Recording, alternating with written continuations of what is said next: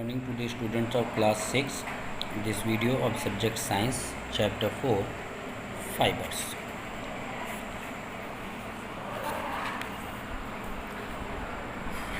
There are large number of materials which we wear mainly to protect our body against the weather. Cloth also protect us from insects. At the same time, we all like to look smart and well dressed. People in different regions wear clothes according to their customs. Have you ever imagined how people manage to cover themselves when there were no clothes? There are large number of materials which we wear mainly to protect our body against the weather. बहुत ही large number of product हम लोग wear करते हैं, पहनते हैं अपने body को protect करने के लिए अगेंस्ट दी वेदर, है ना। Cloth also protect us from insects. Cloth जो है हमको इंसेक्ट से भी प्रोटेक्ट करता है। At the same time we all like to look smart and well dressed, और उसी के साथ साथ हम स्मार्ट भी लगते हैं और वेल ड्रेस्ड भी दिखते हैं।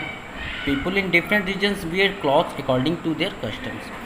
Different regions of the country में जो लोग वेयर करते हैं clothes according to their customs, अपने कस्टम के अकॉर्डिंग, है ना। Have you ever imagine how people manage to cover themselves when there were no clothes, कि कैसे लोगों ने अपने आप को मैनेज किया होगा जब कोई भी क्लॉथ्स नहीं था। Beginning of clothes. Long years ago the types of clothes you wear today were not available. In prehistoric times people lived in caves.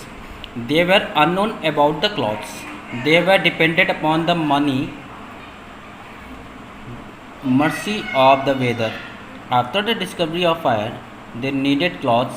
They began to cover their body with leaves, bark of the tree or animal skins. Beginning of the clothes. Long years ago, the types of clothes you wear today were not available. बहुत समय पहले जो clothes आज हम पहनते हैं वो उस समय अवेलेबल नहीं थे। इन प्री हिस्टोरिक टाइम्स, पहले के समय में people lived in caves. Starting में पीपल कहाँ रहते थे? केव्स में रहते थे। They were unknown about the clothes, और उनको क्लॉथ्स के बारे में कुछ भी नहीं मालूम था। They were depended upon the mercy of the weather. वो किस पे डिपेंड होते थे? मर्सी ऑफ द वेदर में, कि वेदर उनके साथ कैसा बिहेव करता है। After the discovery of fire, fire के डिस्कवरी होने के बाद they needed clothes. Fire discover जैसे ही हुआ उसके बाद उनकी क्लॉथ की भी ज़रूरत पड़ी। They begin to cover their body with leaves, bark of the tree और एनिमल स्किन्स। तो धीमे धीमे करके उन्होंने अपने बॉडी को कवर करना चालू किया, ट्री की लीव से, बार्क से और फिर एनिमल स्किन से अपने बॉडी को प्रोटेक्ट किया। After people began to settle in agricultural communities, they began to grow many crops such as corn, vegetable, cotton, jute, etc. After people began to settle होने के बाद जो अर्ली पीपल थे उन्होंने एग्रीकल्चरल एक्टिविटीज़ स्टार्ट की। They begin to grow, उन्होंने grow करना चालू किया क्रॉप्स जैसे कि corn, vegetables, cotton, jute etcetera, इन सब चीज़ों को उन्होंने ग्रो किया। They learn how to weave twigs and grass into mats and baskets. धीमे धीमे उन्होंने मैट्स और बास्केट भी बनाना चालू कर दिया। आफ्टर डिस्कवरी ऑफ व्हील के डिस्कवरी के बाद they learn how to twist wool and animal hair into long strands. धीमे धीमे उन्होंने एनिमल के वुल को भी स्ट्रैंड्स करना चालू कर दिया। Woollen fabrics were worn in cold regions. अब उन्होंने वुलन फैब्रिक्स जो भी तैयार करते थे उसको कोल्ड रीजन में पहनते थे। Now early man started migrating towards cold climate reason, और धीमे धीमे अब वो कोल्ड क्लाइमेट रीजन्स की तरफ माइग्रेट जाने लगे, है ना। Asian people wore fabrics made out of cotton that grew in the Gangetic valley. Asian people जो वो पहनते थे फैब्रिक्स कॉटन के जो कि गंगेटिक वैली में ग्रो होते थे। Similarly in ancient Egypt people wore light flax fabrics made from दी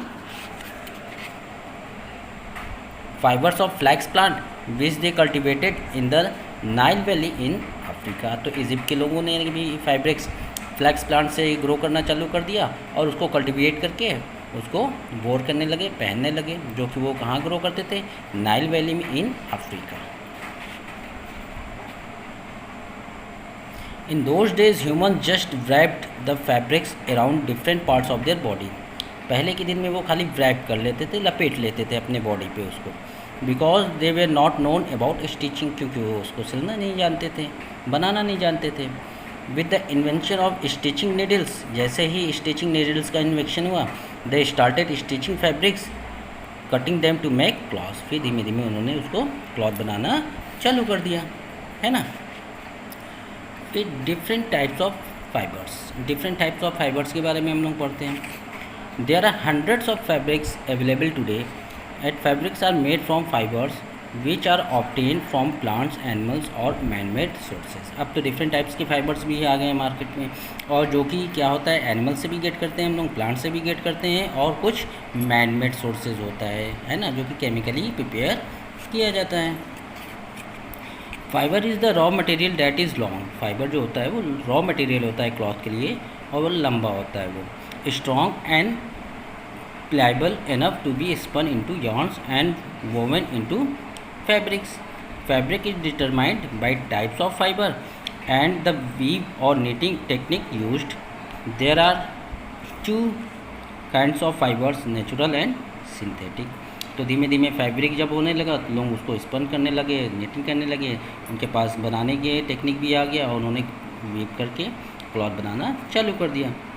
दो टाइप के फाइबर्स होते हैं, नेचुरल और synthetic. Okay, natural fibres are obtained either from plants जैसे कि कॉटन, जूट, और फ्रॉम एनिमल्स एग्जांपल ऊन एंड सिल्क। तो नेचुरल फाइबर जो ऑब्टेन करते हैं हम लोग प्लांट से वो है कॉटन और जूट, और वैसे एग्जांपल में हम ले लें कि एनिमल फाइबर जो हम लोग गेट करते हैं वो वूल है, सिल्क है।